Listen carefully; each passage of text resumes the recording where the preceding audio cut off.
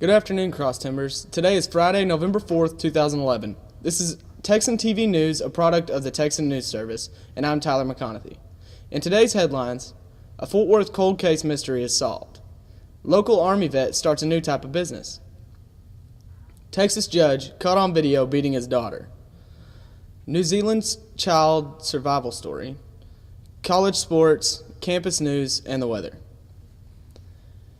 Back in January of 1984, Elsie Mae Deem, a Fort Worth resident, was attacked in her home. The 82-year-old was able to describe the man who attacked her, but was only able to assist police in the search for a suspect for a short time before she died from injuries sustained in the attack.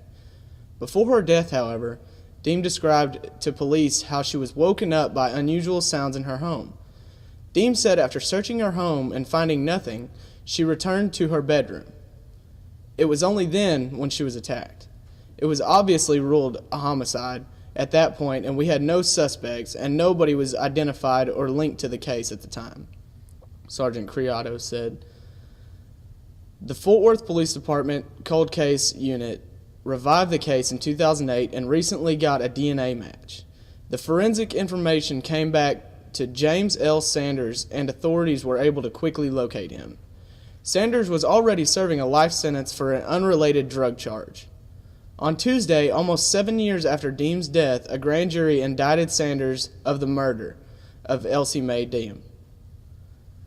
Amanda Kimball from the Empire Tribune reports that a Stephenville Army veteran, Rodney Caffey, has opened a new delivery business to Erath and other local counties. After serving almost 7 years in the armed forces, Caffey decided to take his career into his own hands. He moved to the area to work for a welding company, and a short time later, better pay and had benefits at 2 area manufacturing facilities. But Caffey's said each of those jobs ended with layoffs. Not ready to give up, Caffey signed on with a construction and remodeling company, but that career was sidelined when he re-injured his back, exacerbating a wound he had sustained in the military. After getting his degree from DeVry Online and being off his feet due to his injury, Caffey came up with his business. Caffey was unable to go or do anything because of his back problems. That's how BizNuts got started. Caffey said, "I was busted up laying in bed. I couldn't go to the store, get groceries, or go out to buy anything I needed. All I could get was delivered was pizza, and that gets really old really quick. That's when I decided I could make a living helping people like myself, those who can't get out of the house." Caffey's business is based on a delivery system that stays true to its slogan, "You buy, we fly." By offering more than just food delivery, serving a 25-mile radius from downtown Stephenville, clients can have anything brought to them. For more information, visit BizNuts online at biznuts.com. The Associated Press reports that a South Texas judge is under fire with recent videos that were posted on YouTube of him beating his then 16-year-old daughter. Rockport police reported that an investigation is going underway at the Aransas County Court-at-Law Judge William Adams. Corpus Christi television station KZTV caught up with the judge while he was getting into his vehicle Wednesday, and he confirmed it was him in the video, but he said it looks worse than it is, and that he doesn't expect to be disciplined.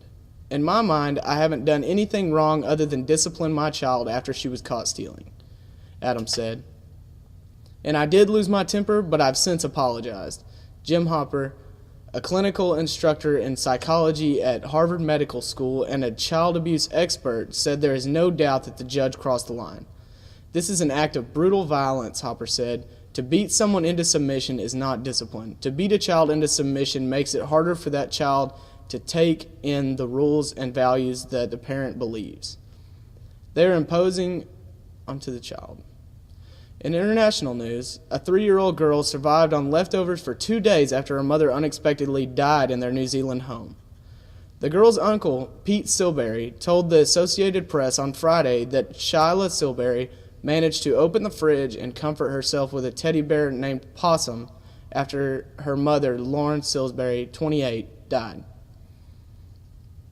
In college sports, we're going to see a number 1 and number 2 matchup for the first time this year since 2006. Every year in the BCS championship game,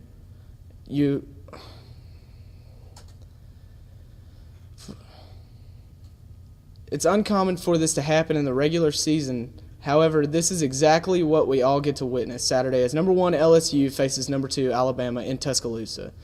And this will be the first number 1 versus number 2 game matchup since 2006, when number 1 Ohio State edged out number 2 Michigan 42-39. The winner will clearly be the number 1 team in the nation and will be in the driver's seat to play in the national championship. But the loser of this weekend's matchup won't necessarily be out of national championship contention, with the possibility of the number 1 team potentially losing a game in the brutal SEC. Many think LSU and Alabama are the best 2 teams in college football already, so this is clearly going to be the biggest test for both these teams this season. The game can be seen in primetime tomorrow at 8 p.m. on CBS.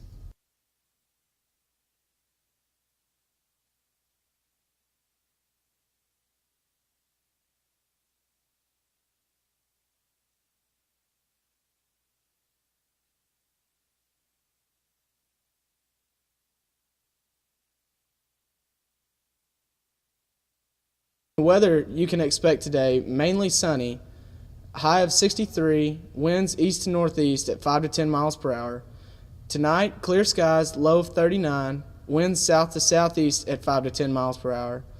And tomorrow, partly cloudy and windy, a high near 70, winds south to southeast at 15 to 25 miles per hour.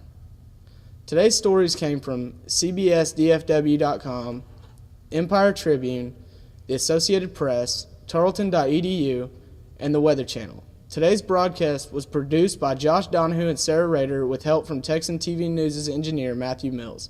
You can also follow us on ustream.tv/user/Texan News Service. Don't forget to tell your friends about us and become a fan of Texan TV News on Facebook. I'm Tyler McConaughey. Tune in next week for the latest news from the Tarleton State University campus.